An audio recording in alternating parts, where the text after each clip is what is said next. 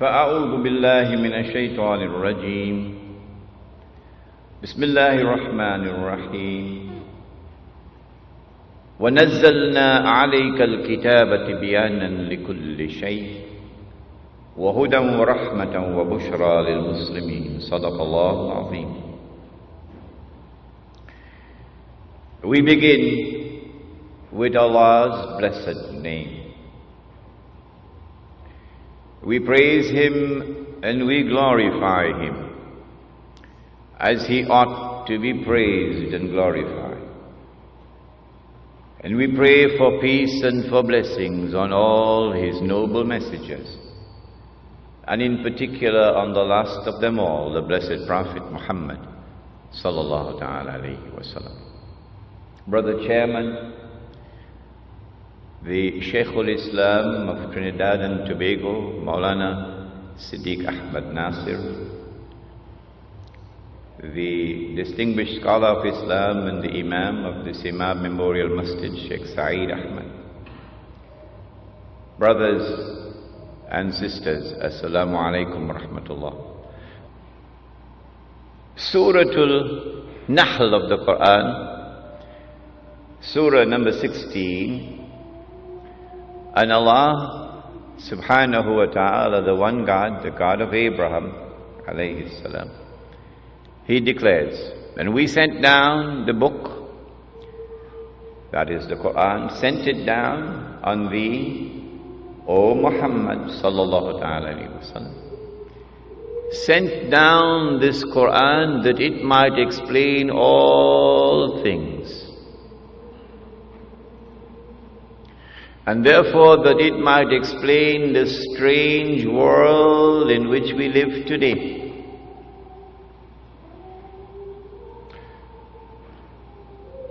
And therefore that it might explain the strange events that are constantly unfolding in the Holy Land. The Holy Land is not Mecca and Medina. Not in the Quran. The Holy Land is not Banaras. Not in the Quran. In the Quran, the Holy Land is that land in which the state of Israel is now located, otherwise known as Palestine, the Holy Land. Strange events are unfolding in the Holy Land. This Quran has come to explain. And this Quran has come to guide. Guidance does not come from Islamic organizations or from the University of the West Indies or from Whitehall or from the Trinidad Guardian or the Express. Guidance comes from this book. That explanation and that guidance have come as rahmah, an act of kindness from the Lord.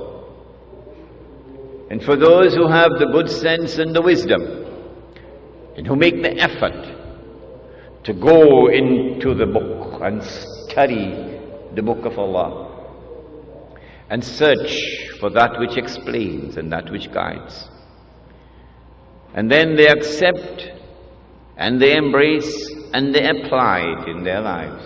Bushra lahum, good news and glad tidings for them. They will understand what others cannot. They will succeed when others will not. The blessed Prophet sallallahu ta'ala alayhi wa sallam declared, every prophet warned his people about the Antichrist, about Dajjal, the false Messiah. And the prophet Noah warned his people. But I say to you something that none have said before me. The Antichrist sees with one eye, his left eye, He's blind in the right eye. It looks like a bulging grape. But your Lord is not one-eyed.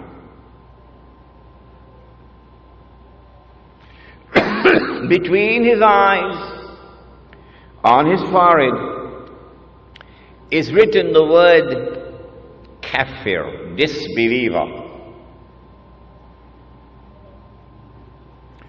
And every mu'min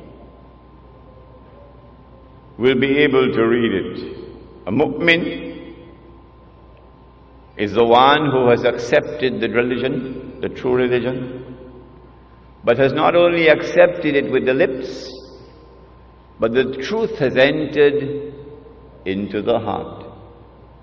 The one who has faith is a mu'min. And so every mu'min will be able to read and recognize disbeliever. Whether that mu'min is literate or illiterate.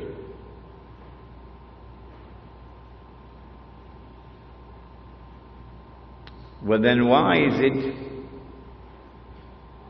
that the one who is a disbeliever cannot read? How come? The one who has faith can read. The one who has no faith cannot read. So maybe we should send him to the eye specialist to have his eyes examined. Why can't you read? But the report comes back from the eye specialist, perfect vision, no glaucoma, no cataract. His eyes are perfect. Well, then why can't he read? Even though his eyes are perfect. And why is it that the one who has faith can read and recognize kafir, disbeliever? Maybe that the one who has faith is not reading with these eyes. Do we have any other eyes beside these eyes? Do we have any other ears beside these ears? Do we have any other means of acquiring knowledge other than through sense perception and rationality, through observation? The modern godless world says no. The Quran says yes. The Quran says that the heart can see. The Quran says that the heart can hear. When faith enters into the heart, then Allah puts nur in the heart, light. And with that light, the heart can see what these eyes cannot see. And so now it is plain and clear that when the one who has faith is seeing, he's seeing with more than these eyes. He's seeing with the heart. And so now it is also plain and clear that when Dajjal sees with the left eye, it symbolizes external vision. When Dajjal is blind in the right eye, it symbolizes internal blindness. With this introduction, we understand now that when we're dealing with the subject of the Antichrist, there is a lot of symbolism involved in it. Religious symbolism which needs to be interpreted. In previous lectures, we were told about a divine promise which was communicated to the Israelite people,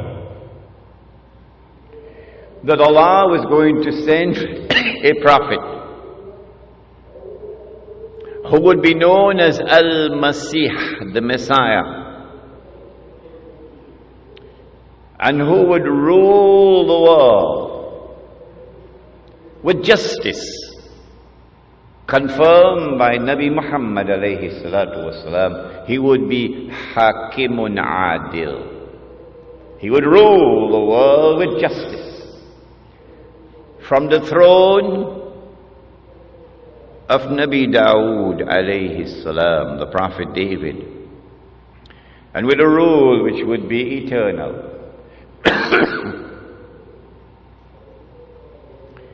But when that promise was communicated, the Israelites were out there in Babylon, and the Holy Land was occupied.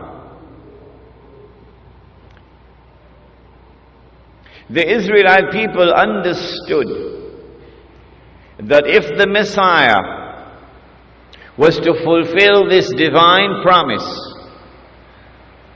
there were certain logical implications which followed. Number one, that he would have to liberate the Holy Land.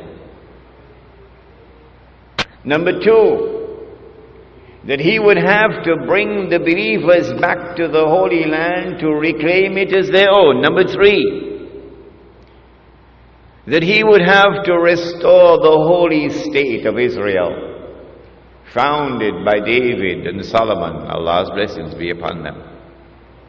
And number four, that this holy state of Israel would have to become once again the ruling state in the world. And then the Messiah could rule the world from the throne of David alayhi salam, with a rule which would be eternal.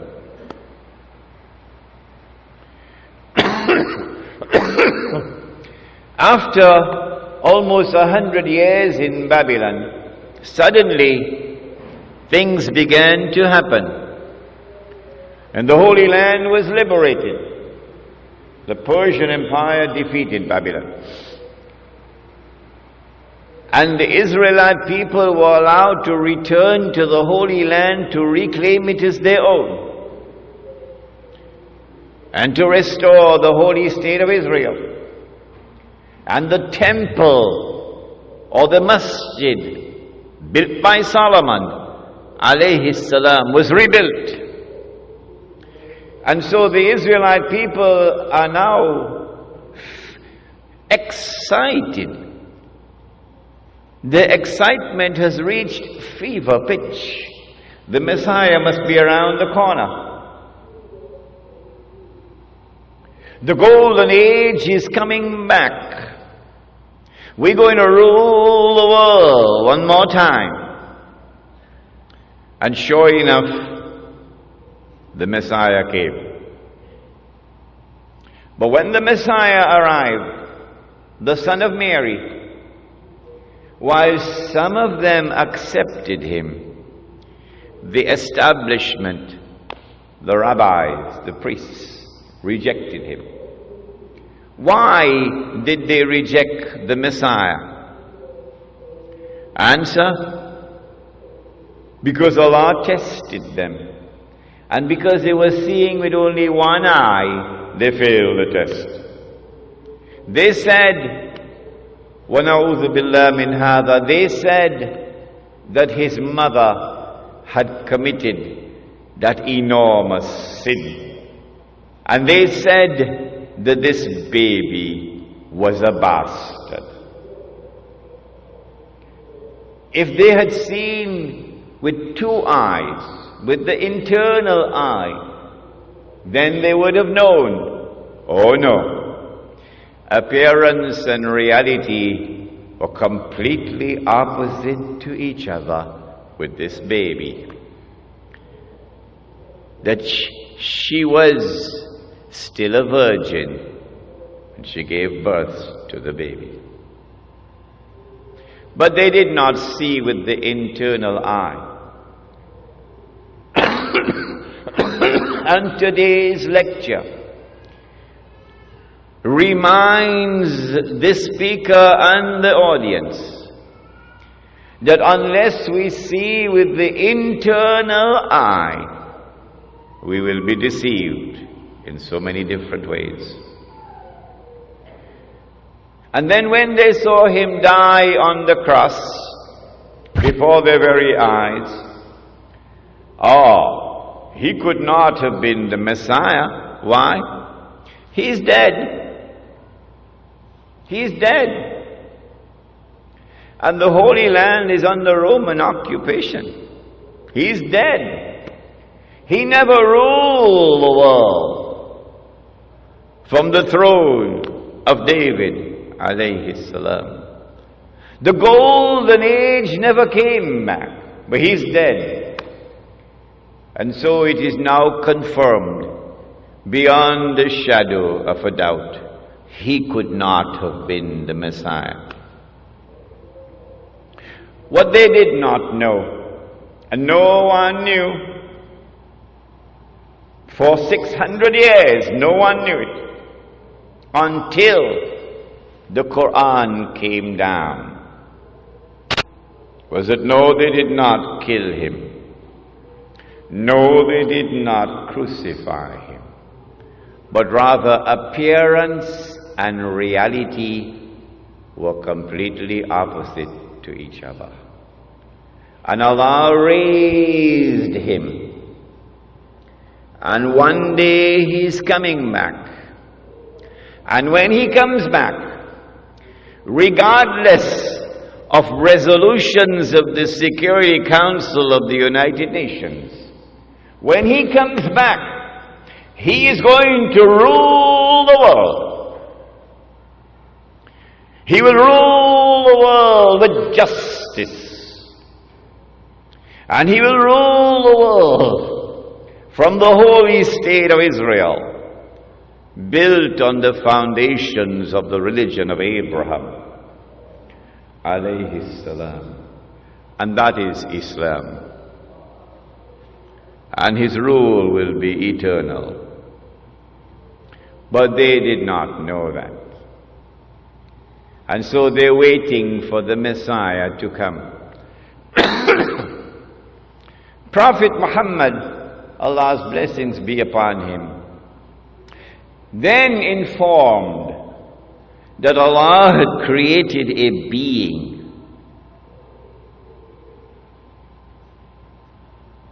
and Allah had committed to that being the mission of impersonating the Messiah, pretending that he is the Messiah. So he is the great pretender. And that he is known as Dajjal. Al-Masih al-Dajjal. Dajjal, the false Messiah, or the Antichrist. Dajjal means one who deceives. And so the Antichrist has a PhD in deception. In everything connected with the Antichrist, appearance and reality are opposite to each other. If the Antichrist is to successfully impersonate the true Messiah, it follows that he also must attempt to rule the world from Jerusalem with what would appear to be eternal rule. Only then can he declare, I am the Messiah. If he is to do that and convince the Jews that he is indeed the Messiah, then it follows logically, number one, he would have to liberate the Holy Land for the Jews. Number two, he would have to bring them back to the Holy Land to reclaim it as their own. Number 3, he would have to restore a state of Israel in the Holy Land and get them to believe that this is the holy Israel of David and of Solomon, alayhim salam. Of course it would not be. It would be an impostor. Then they would be convinced. And finally, he would have to cause that state of Israel to become the ruling state in the world. Only then would he be able to rule the world from Jerusalem. Then he can get up and say, I am the Messiah. And they would believe that he is indeed the Messiah. And then he could rub his hands and he can say, mission accomplished. I give him a 6 for a 9. The Prophet Muhammad alayhi salatu wasalam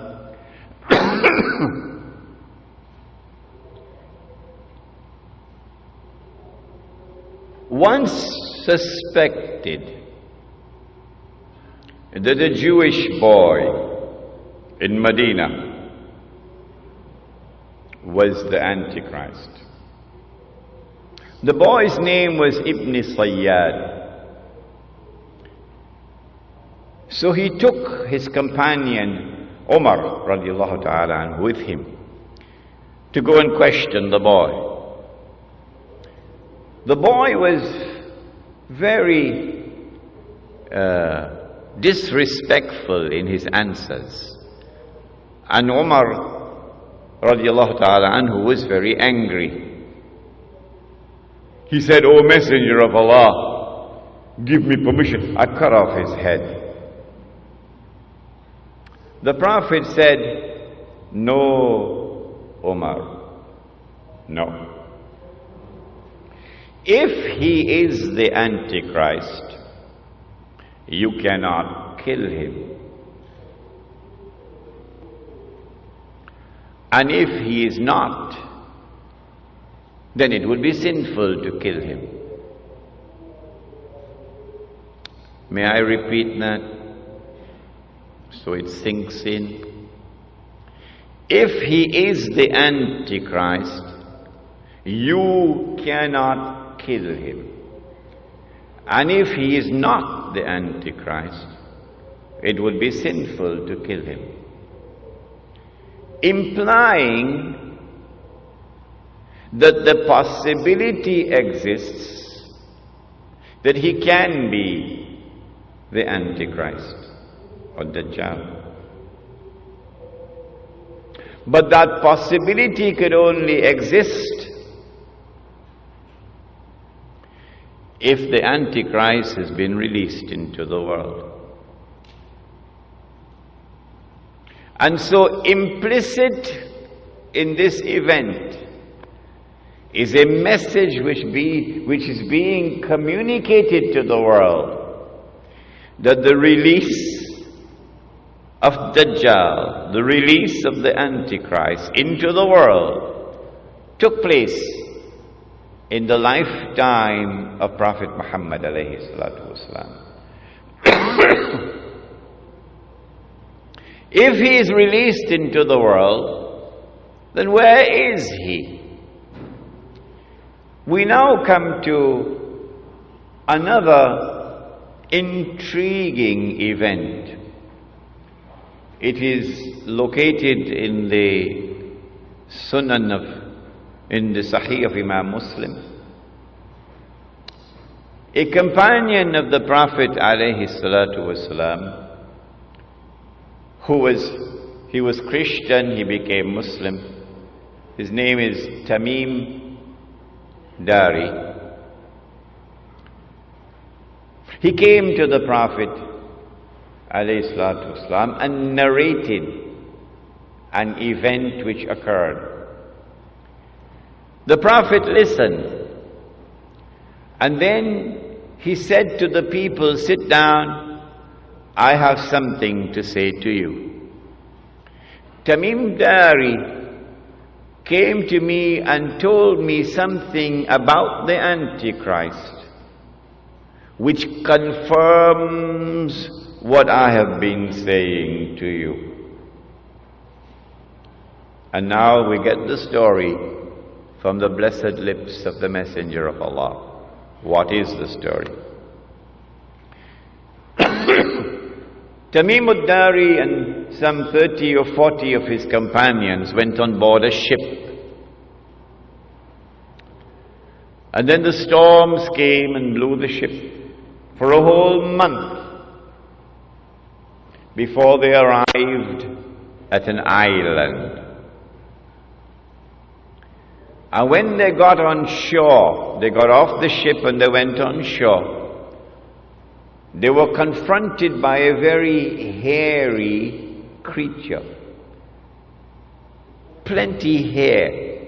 So much hair, you could hardly tell which side is head and which side is tail.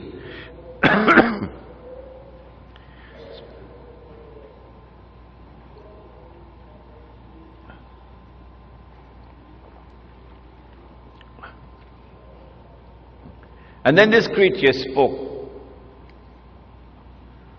and said, I am Jassasa. Jassasa. Spy. Surah Al-Hujurat, وَلَا تَجَسَّسُوا. Do not spy. So this is an island with a lot of people who excel in spying. And then Jassasa pointed to a monastery. There's someone waiting to see you there. So they rushed to the monastery. And there they found this young man, powerfully built, with curly hair. But there's no description about his eyes. His hands were chained to his neck. His feet were chained. And this man began to question Tamim ad-Dari and his companions. A number of very interesting questions. Could someone please send a copy of Jerusalem in the Quran for me? A number of very interesting questions. But I don't have time to tell you all of them. And then he said, I am Dajjal. I am the Antichrist. And when I am released, so up to this moment he's not as yet released. And when I am released, thank you, I will enter every town and every city, including Tunapuna.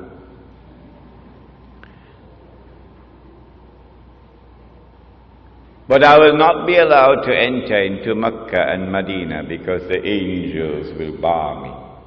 And so now we know, up to this moment in time, the Antichrist is not as yet released. But he is on an island, which is about 1 month's journey away from the Arab world, by sea. An island which has excellence in spying. And so now we know that when the message came from the Messenger of Allah that Dajjal has been released, we know that it is in this island that he is going to be released.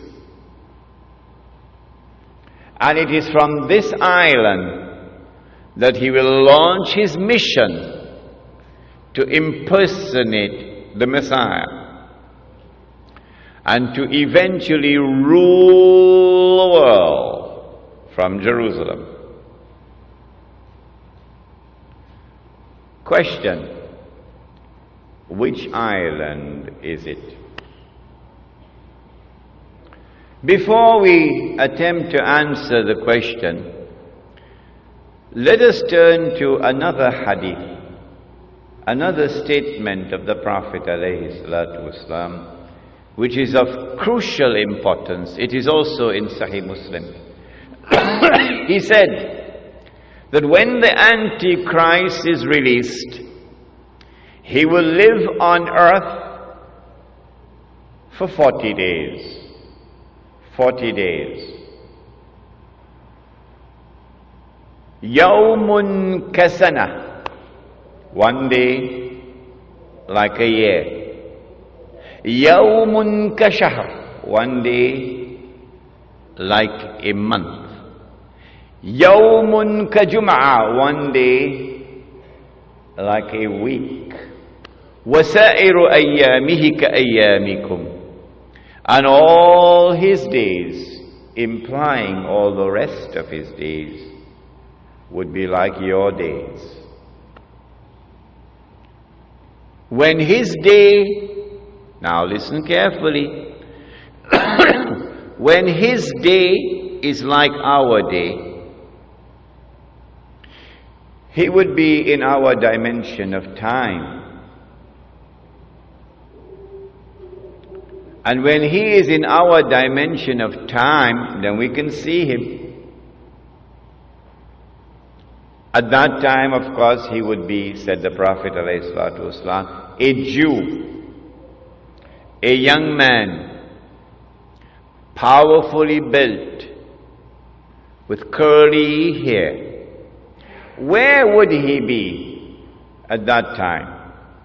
Of course, he would be in Jerusalem, ruling the world from Jerusalem, the way the world is now ruled from Washington. But where would he be when he's released on earth? In a day which would be like a year. And where would he be on earth in a day which is like a month? And where would he be on earth in a day which is like a week? Do we have answers for that? Praise be to Allah, who allowed this servant Imran to study international relations, international politics, international economics.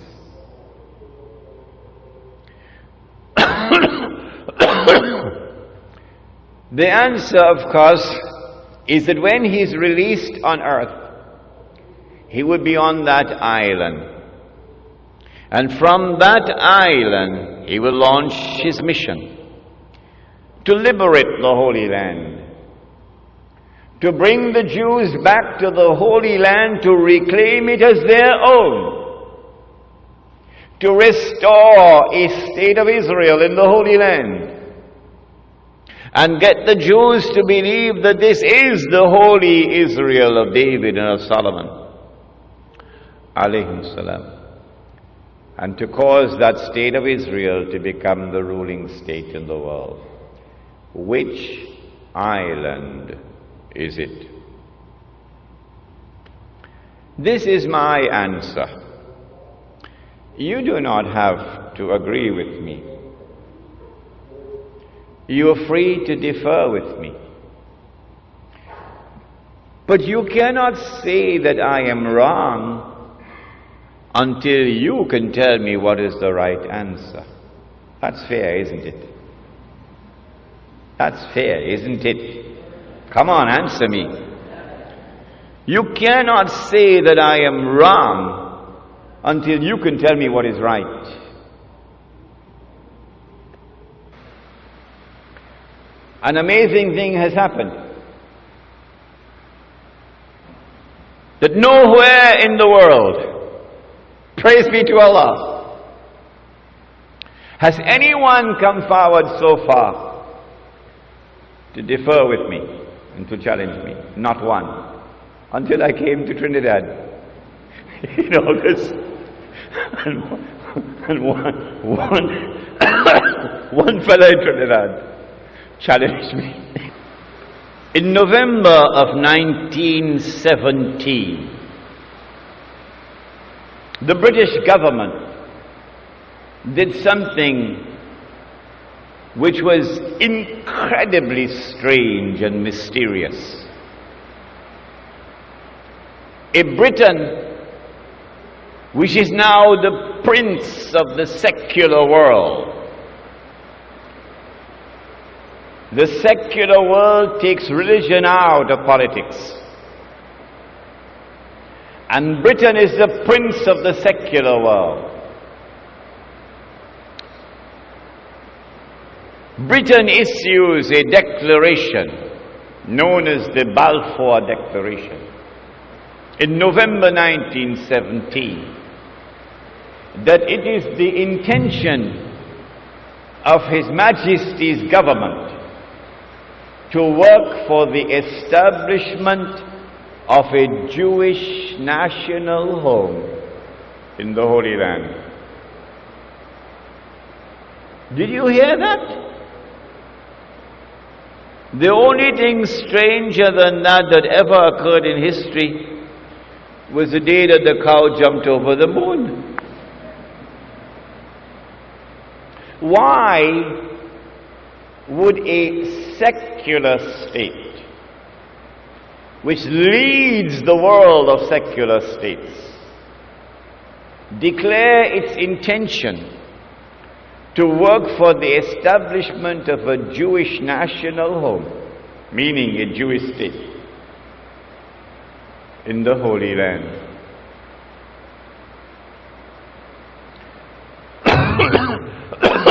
2 months later, this was October 1917, in December 1917, it is a British army led by General Allenby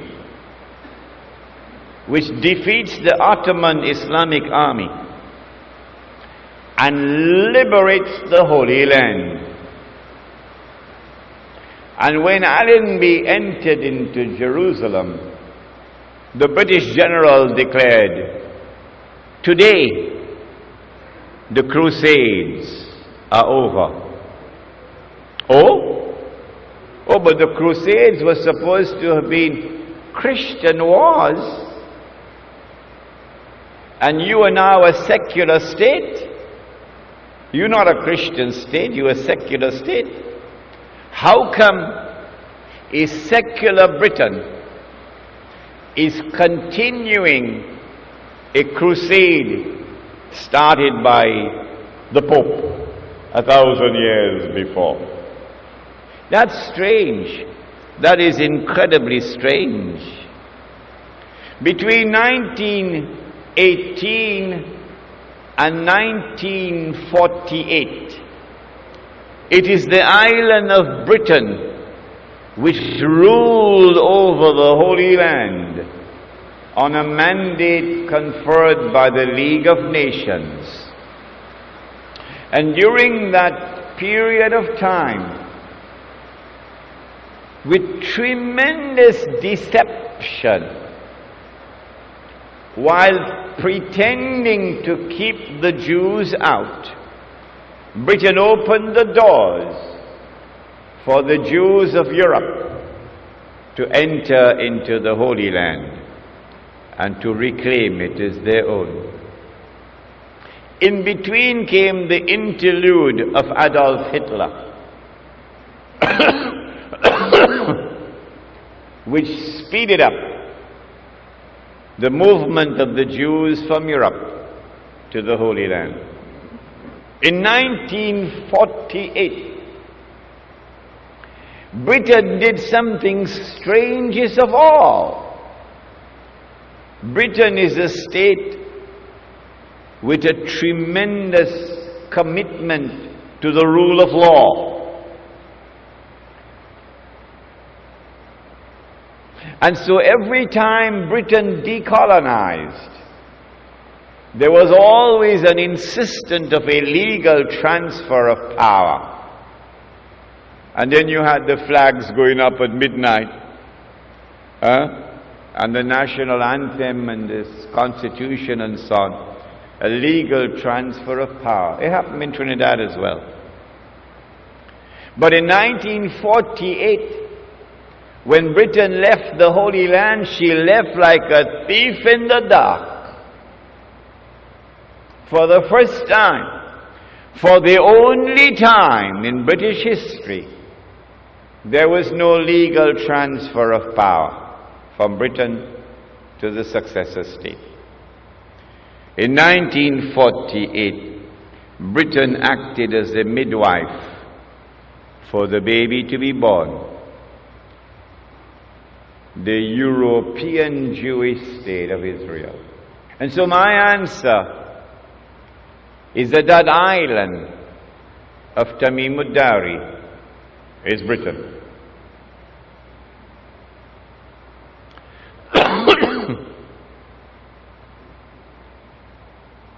The Prophet said, sallallahu ta'ala alayhi wasallam, about Dajjal,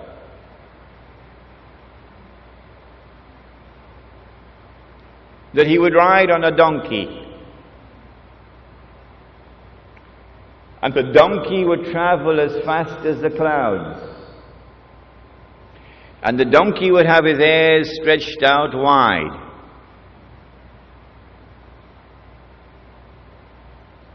My opinion, which I hope you will share with me, is that that donkey is already here in the world. This is religious symbolism with which we began the lecture. The donkey is the modern aircraft.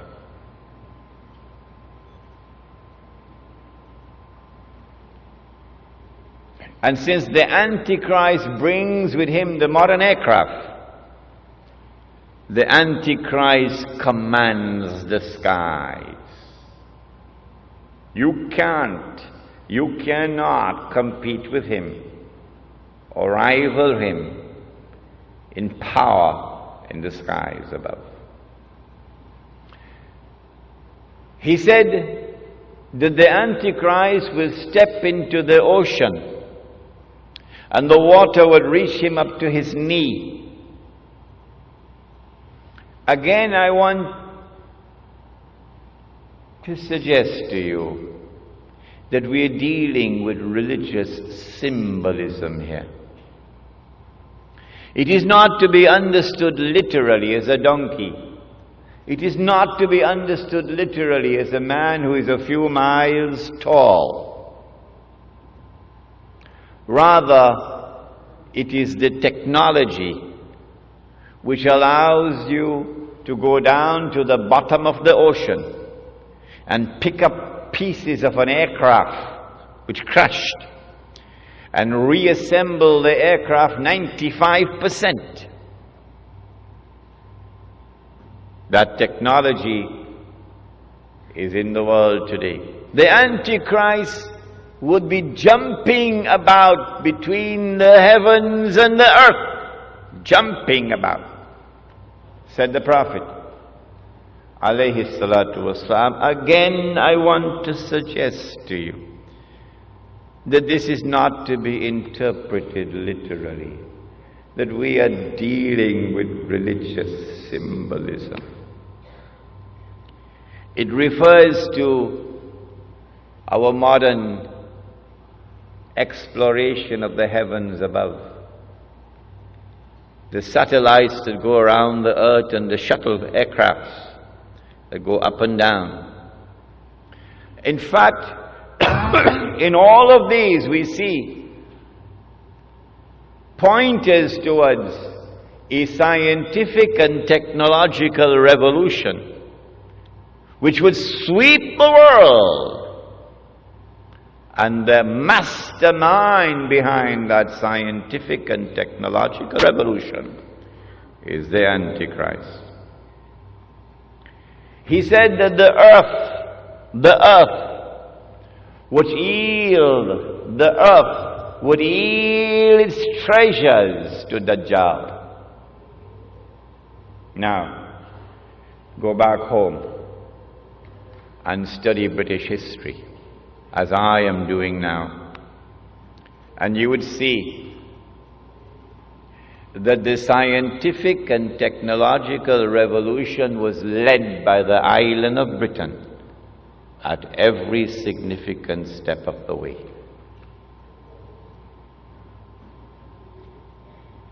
The earth would yield its treasures to Dajjal.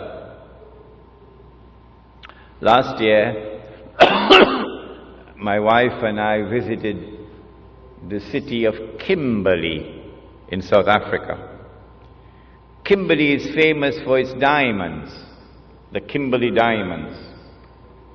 Somewhere around the middle of the 19th century, a little African child was playing and discovered a stone that was sparkling. The child took the stone back to his father. The father took the stone to the European Commissioner. The European Commissioner sent the stone to Johannesburg. And when they examined the stone, they found that it was one of the biggest diamonds that had ever been discovered. And that was the trigger that now led to the exploration for diamond and gold in southern Africa. But it was British technology at work to discover the diamond veins down deep down in the earth. Without that British technology, you could not have done it. And then they began to dig these huge man-made holes. And in Kimberley, we saw the biggest one of all. My wife and I stood at the edge of this big hole. Big hole. You could put a couple aircraft down inside there. And way down at the bottom of the hole, way down deep inside the earth, they went and they mined the diamonds.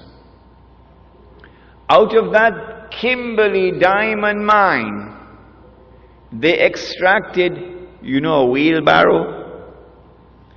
Well, there were 5 wheelbarrows at the side of the mine there, and they were filled with plastic nuggets. And this was meant to show us how many diamonds were mined at Kimberley before the mine was closed down in 1914. All of that effort of digging this big hole in order to get 5 wheelbarrows filled of diamonds.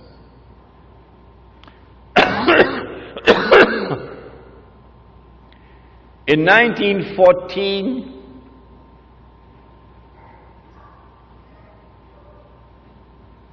the stage was set.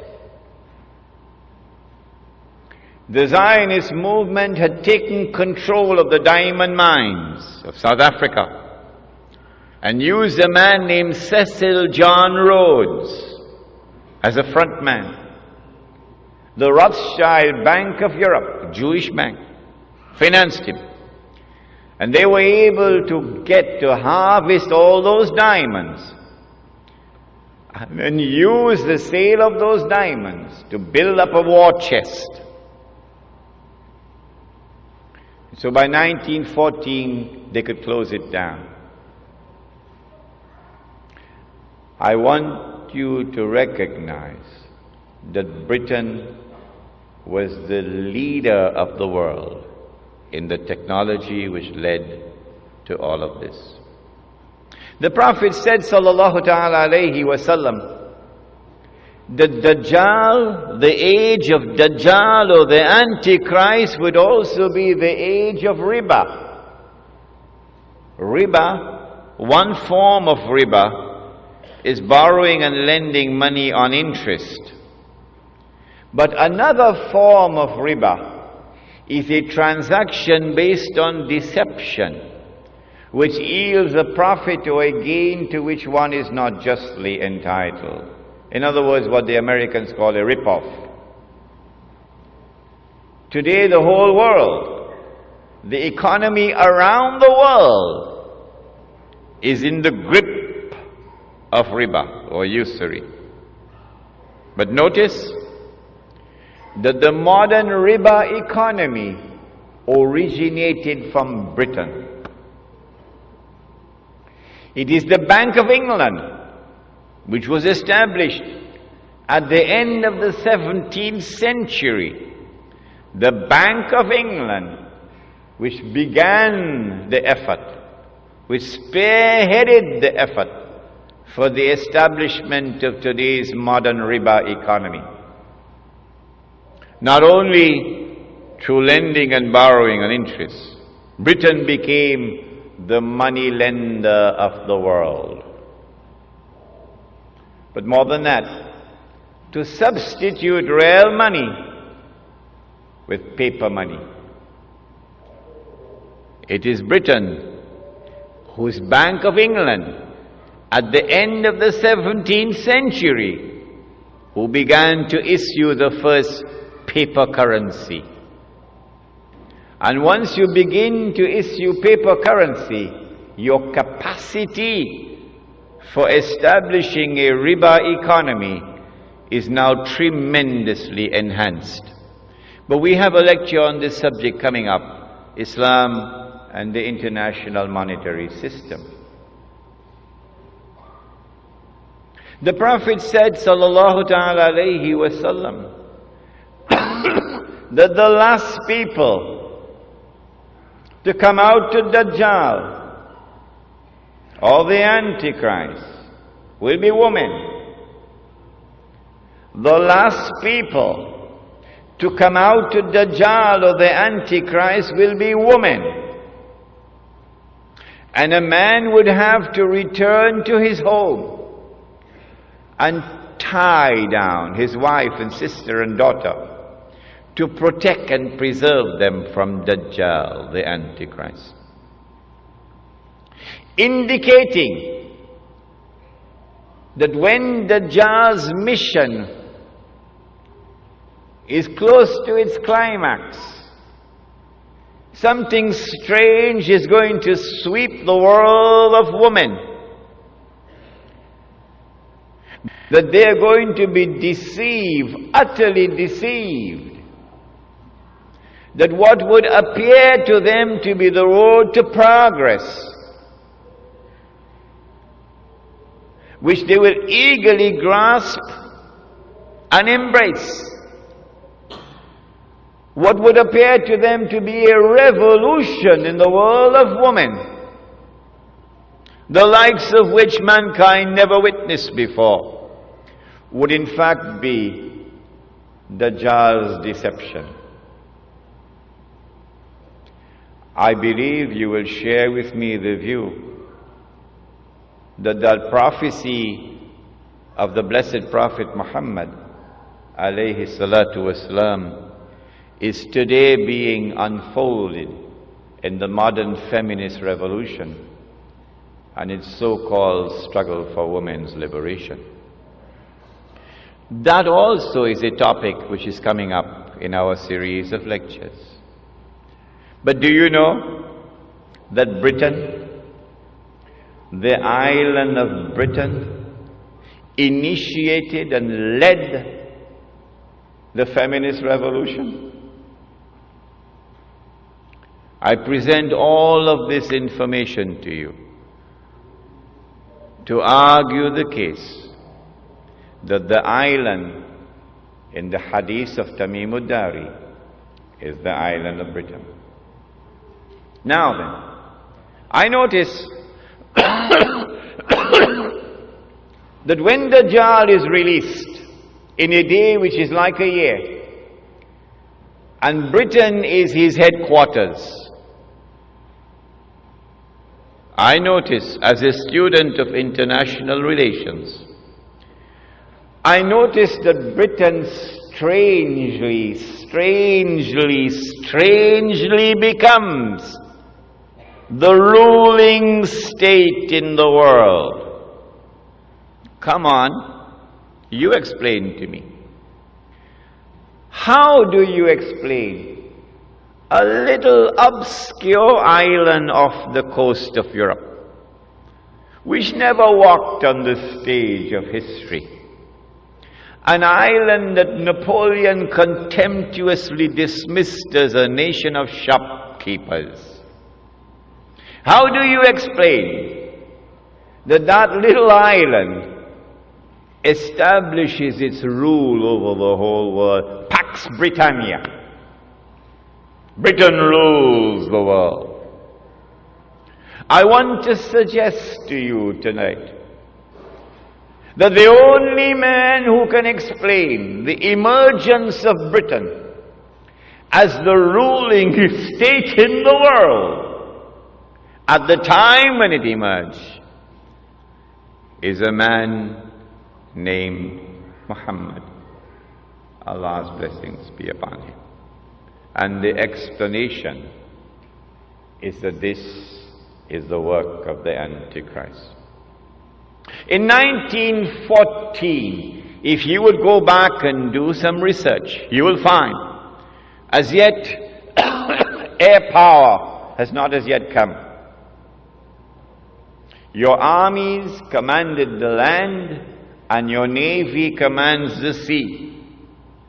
And Britain controls the seas of the world. In 1914, Britain commanded every strategic naval port in the whole world. This was not by accident. It is time for us to sit back now and read history once again. It is because Britain was poised at that moment, commanding the seas around the world, and the Zionist movement had accumulated this vast chest of money through the diamond mines of South Africa, that in the summer of 1914 they were ready to strike with an act of terrorism. An act of terrorism which changed the world. I want to suggest to you that the authors of that act of terrorism in the summer of 1914, through which the Archduke Franz Ferdinand was assassinated in Sarajevo, are the same authors who planned and executed the September 11 attack on America. There are those who will not be convinced. They will say, no, CNN does not lie. The American government does not tell any lies. No. They said that it is Arabs and Muslims who attacked America on September the 11th, and we are convinced that they are speaking the truth. But guess what? One day, we stand in another court. On that day, the Quran says, يَوْمَئِذٍ تُحَدِّثُ أَخْبَارَهَا. The earth will reveal all the secrets that the media don't tell us today. And on that day, I will not be surprised when I am shown who are the authors of the September 11 attack on America. I would not be surprised on that day. But on that day, those who insist that Washington is speaking the truth, oh, what an awful event it will be for them. See, you know that? I mean, these people are going to give me a 6 for a 9. I was so utterly and totally and completely deceived, and I swallowed their lies. And as a consequence, I blamed an innocent people. And today I have to answer for it. In the summer of 1914, There were 6 major powers in Europe: Britain, France, Russia, Germany, Austria-Hungary. That's 5. That's 5. Number 6? Number 6? Who remembers number 6? Number 6 was the Ottoman Islamic Empire. I mean, we forget about it. 6 major powers in Europe. And the Holy Land was under the control of the Ottoman Islamic Empire. The Archduke Franz Ferdinand was assassinated in Sarajevo. And the fingerprints or the footprints, which were of course manufactured, led to Russia. It was intended to lead to Russia. Like September 11 footprints or fingerprints was intended to lead to Arabs and Muslims. And so Austria-Hungary declared war on Russia as George Bush attacked Afghanistan. And then Britain and France, who had a defense treaty with Russia, now came to the assistance of Russia and joined the war. And then Germany entered the war on the side of Austria-Hungary. And then the Ottoman Islamic Empire was pushed, shoved into the war on the side of Germany. And so the stage was set, as the stage is now set today after September the 11th. And the big war took place. But strangely, Britain was losing that war, because Germany unveiled a new weapon of war that had never been used before, the submarine. As Israel is going to unveil a new weapon of war tomorrow that has never been used before. And when Britain was on her knees, facing defeat, Britain, which was the ruling state in the world, is now facing defeat. Then the German Jews went to the British government and said, let's make a deal. If you will promise to give us the Holy Land, we'll bring the United States into the war on your side. Britain said, deal. You will see all of this on the last day. And so the United States entered into the war. And Britain won the war. In the process, the Ottoman Islamic Empire was defeated, was dismembered, and the Holy Land was liberated for the Jews. And so an act of terrorism led to this strategic target being achieved, the liberation of the Holy Land. But now, the United States takes over from Britain as the new ruling state in the world.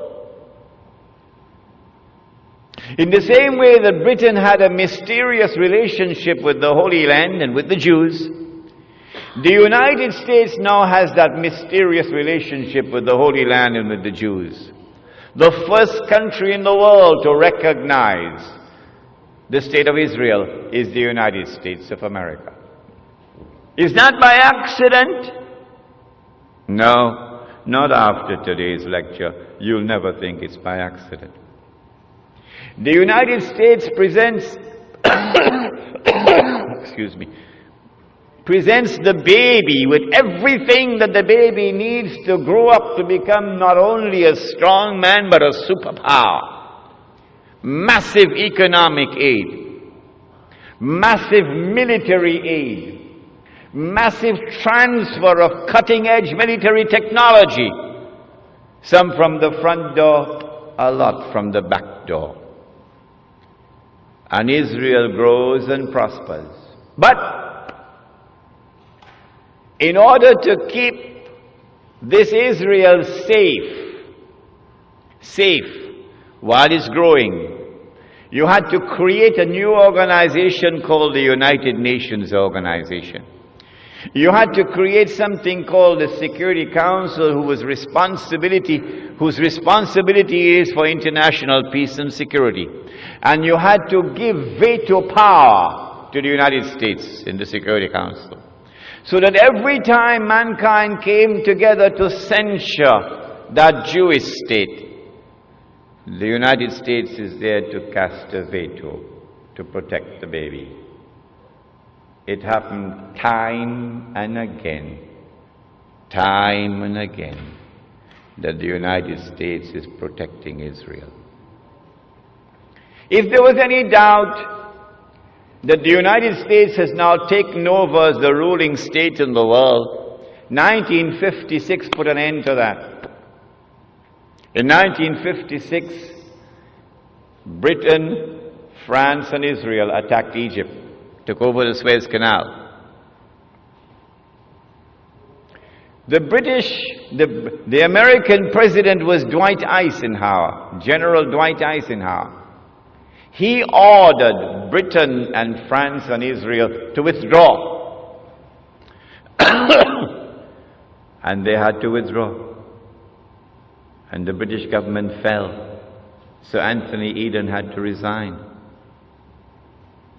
Very clearly, Britain is no longer the ruling state in the world. The United States has taken over. If you felt that the Soviet Union was on par with the United States, that they are two superpowers, that the United States is not the ruling state in the world, then the Cuban Missile Crisis of 1962, I think, put an end to that. Remember? Sparrow sang the Calypso, I said, turn them ships in the opposite direction. You were born at that time? Huh? Kennedy is the man for them. The Cuban Missile Crisis. And the Soviet Union had to back down when the United States imposed unilaterally a quarantine around the island of Cuba. And so the United States is the new ruling state in the world. And the United States has a mysterious relationship with the state of Israel. Can anyone explain that?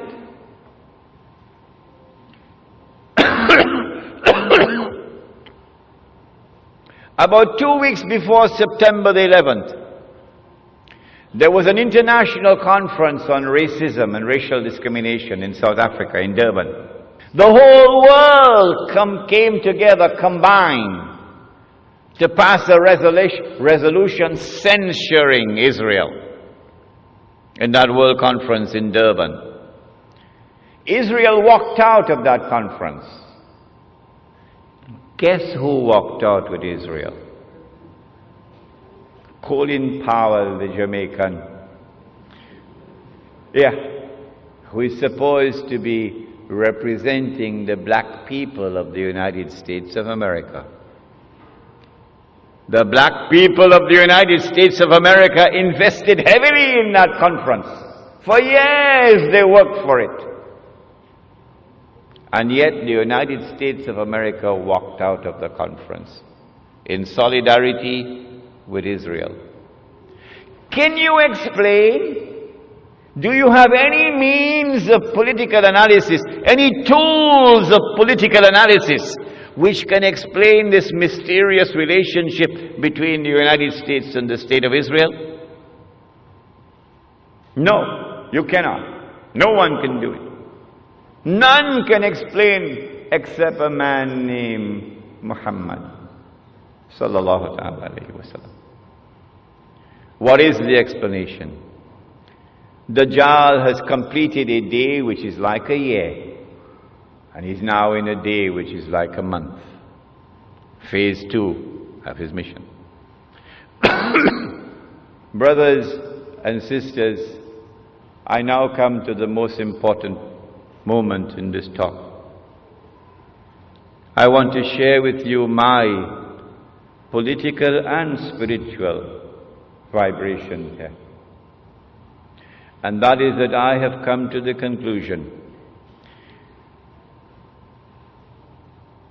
You know, Lloyd Best taught me a local expression. He said, when God wants to kill Bachaki, he give them wing to fly.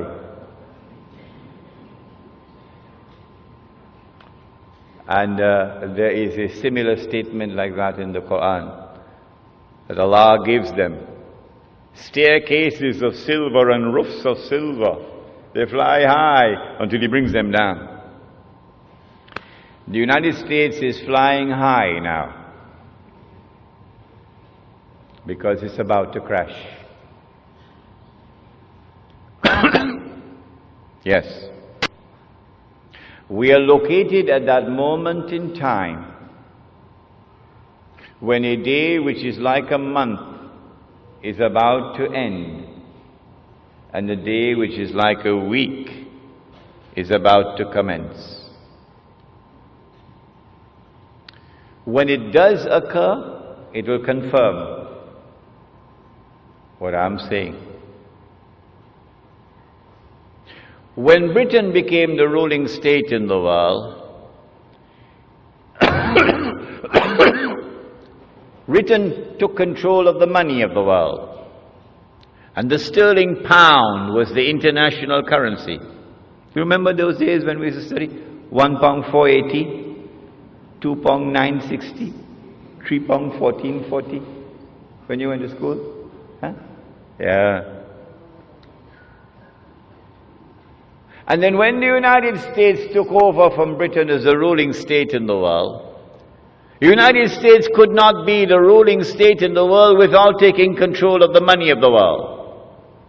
And so the US dollar replaced the sterling pound as the international currency.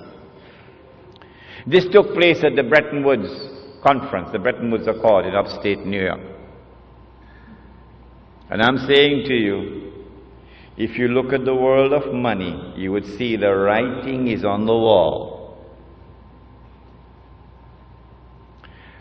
The Bretton Woods Accord is collapsing. It has already collapsed. And a new international monetary system is around the corner, in which the US dollar will disappear. And when the US dollar crashes, the American economy will crash with it. Flying high, the Dow Jones flying high. I want to suggest to you that the September 11 attack on America bears an uncanny similarity to the attack, the terrorist attack of September of the summer of 1914. And that the events which are now unfolding in the world, the attack on Afghanistan, the attack on Iraq, the new American imperium that is taking over the world, are all meant to serve one mission: to pave the way for the state of Israel to wage a big war. And as a consequence of that big war that Israel is going to wage, the territory of the state of Israel is going to dramatically expand to encompass the biblical frontiers of Israel, of the Holy Land. Bible says, from the river of Egypt to the river Euphrates. That's not true.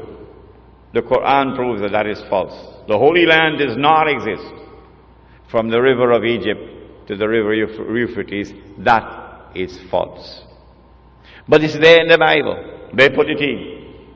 And so Israel has to wage a big war which will dramatically expand the territory of the state, so that Israel will control the Suez Canal tomorrow. And Israel will control the oil of the Gulf tomorrow.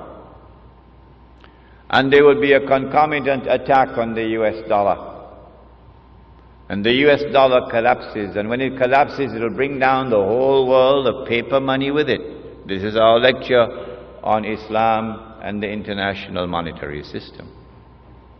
When Israel wages that big war, I expect that Israel will unleash weapons of warfare we've never seen before. And at the end of it, Israel will take over from the United States as the new ruling state in the world. But Israel cannot wage that war while still there are any significant obstacles in the way. And now put on your thinking caps. Which is the most significant obstacle which still stands in the way of Israel waging her big war? Is it a man named Osama bin Laden and his men hiding in caves in Afghanistan? Is it that blue-eyed stooge of the Yankee, a man named Saddam Hussein? Are they significant obstacles in the path of Israel? Is it Taliban in Afghanistan? Wake up. None of these are significant obstacles in the path of Israel. Israel has one major obstacle in its way that must be removed before Israel can wage that big war. And it is Pakistan's nuclear weapons capacity.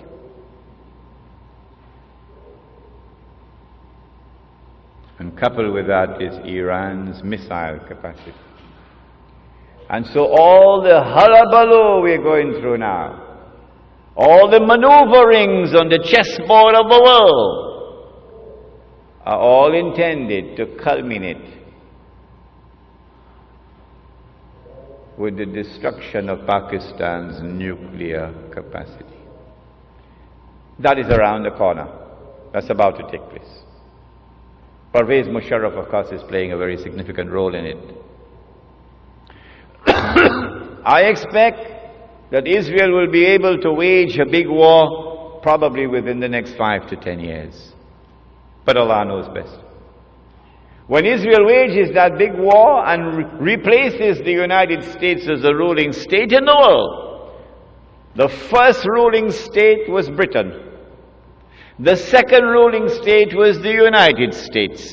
The third and the last would be this imposter, the state of Israel.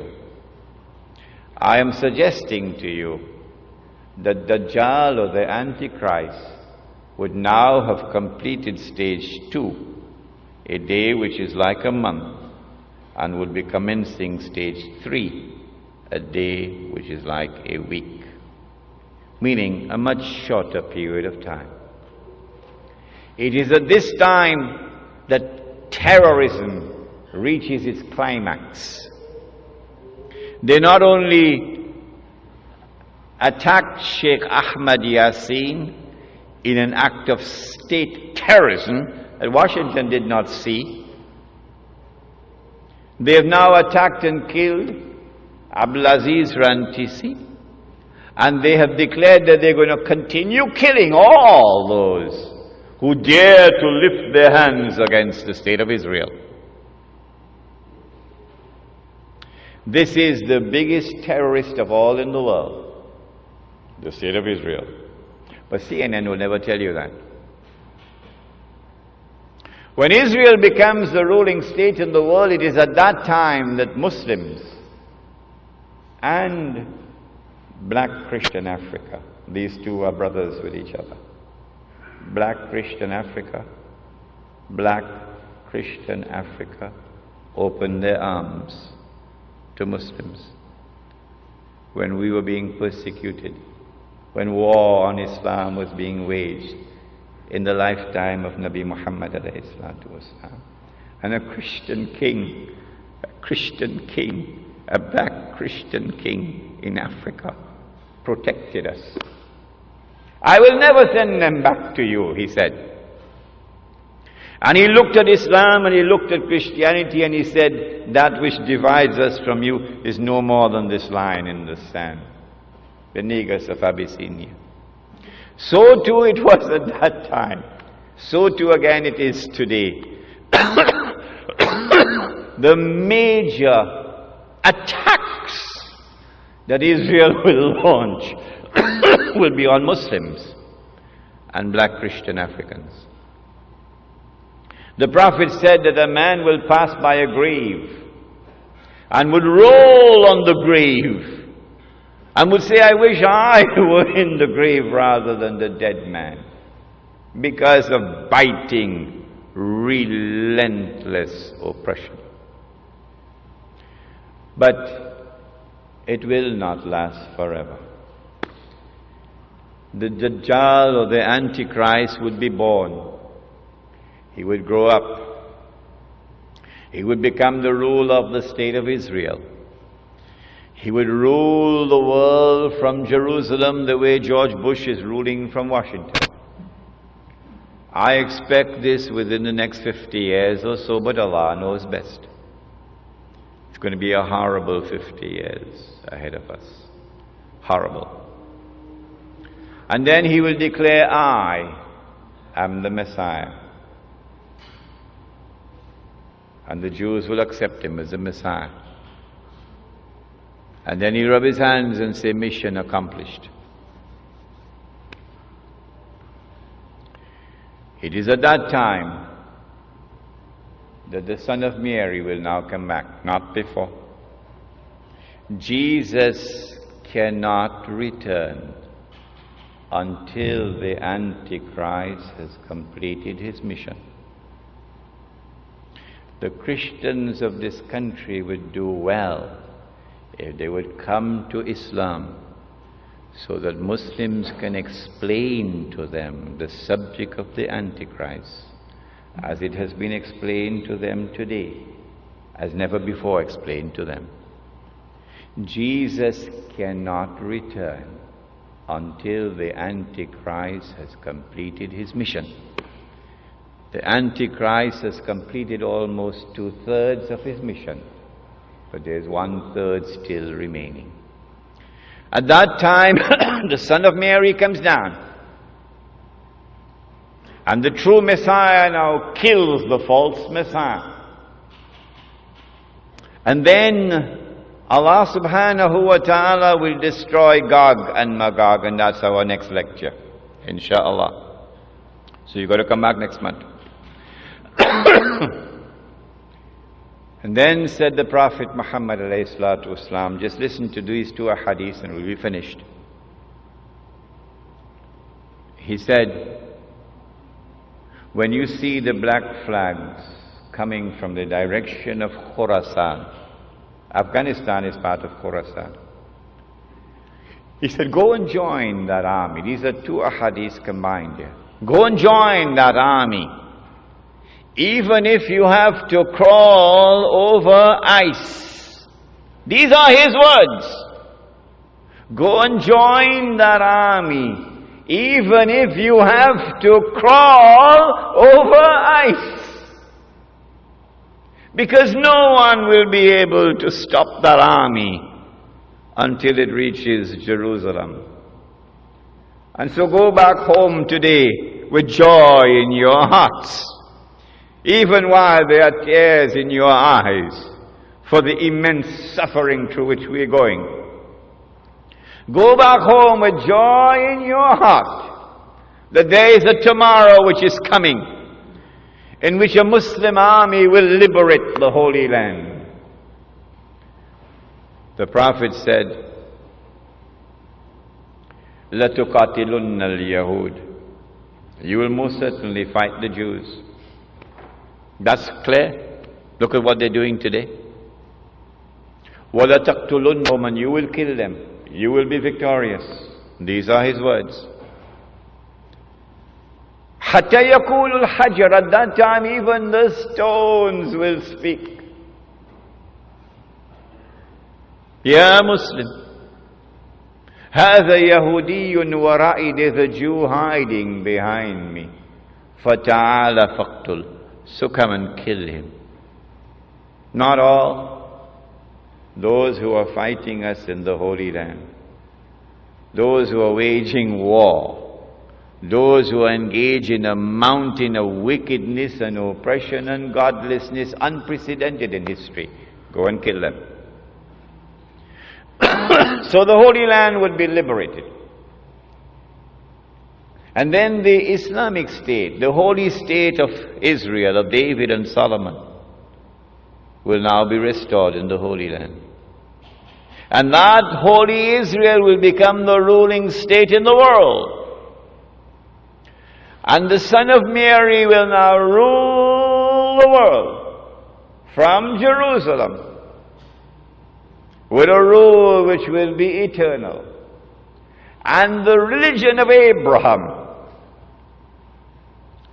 the true religion of Abraham, would rule the world from the Holy Land. What Prophet Muhammad brought, Allah's blessings be upon him, is the religion of Abraham. And so we ask of you today, go back home and read the Quran once again, and see in the Quran the true religion of Abraham, and accept it. ربنا تقبل منا إنك أنت السميع العليم وتب علينا يا مولانا إنك أنت التواب الرحيم برحمتك يا أرحم الراحمين آمين.